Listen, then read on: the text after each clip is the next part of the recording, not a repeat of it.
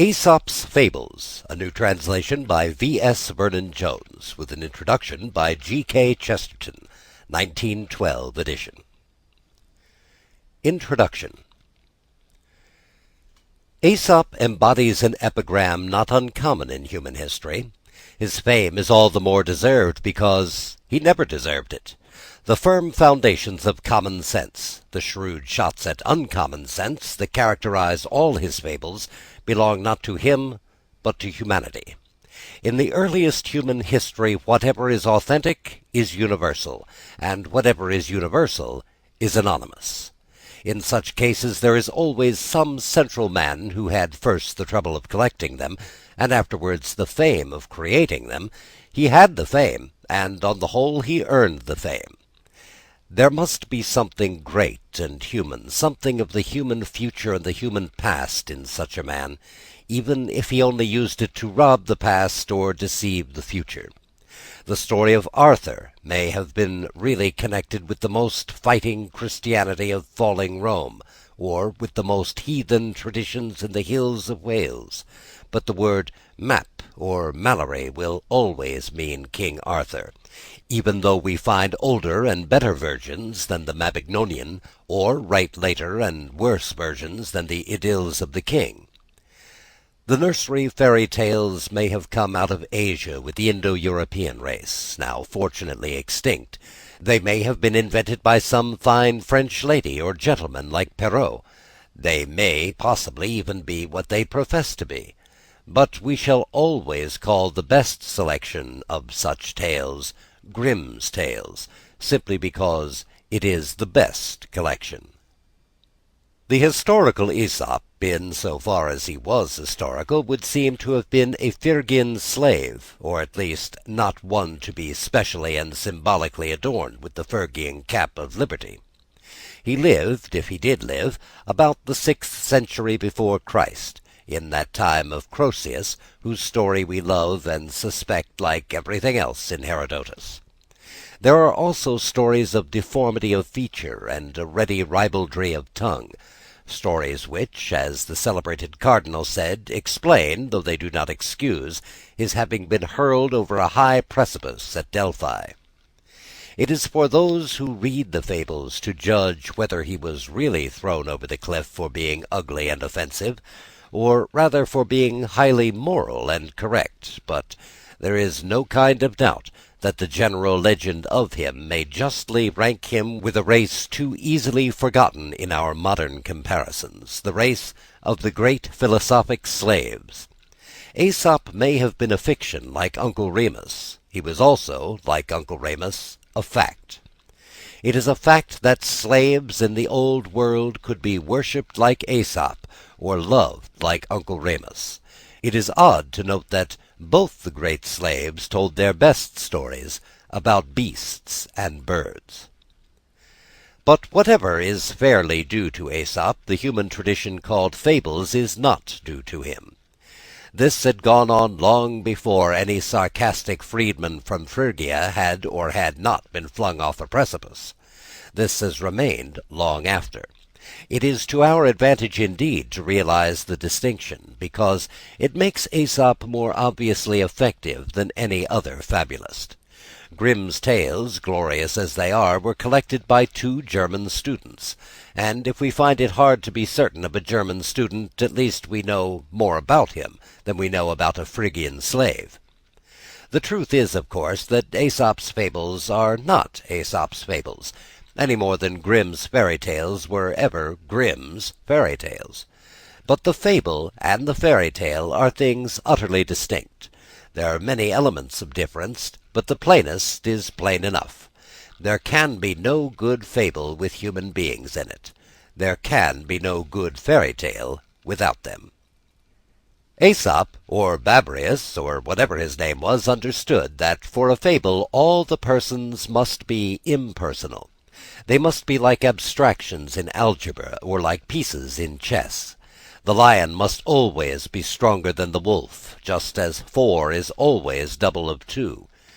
The fox in a fable must move crooked, as the knight in chess must move crooked. The sheep in a fable must march on as the pawn in chess must march on.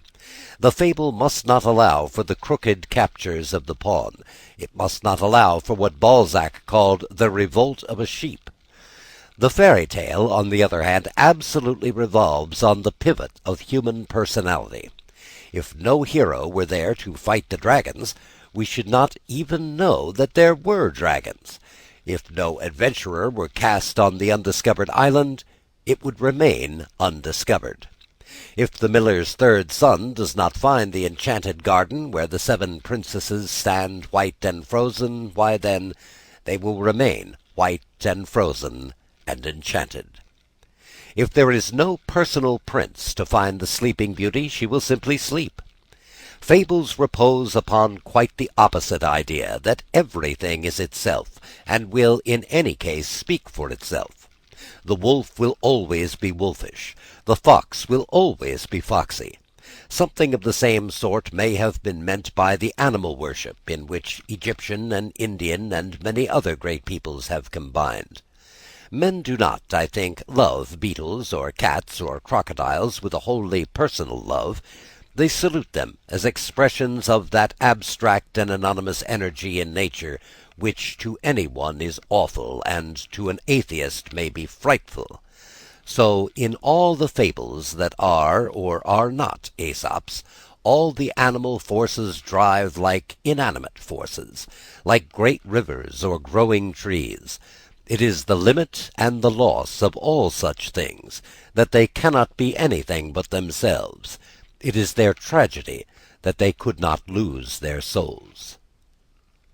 This is the immortal justification of the fable, that we could not teach the plainest truths so simply without turning men into chessmen.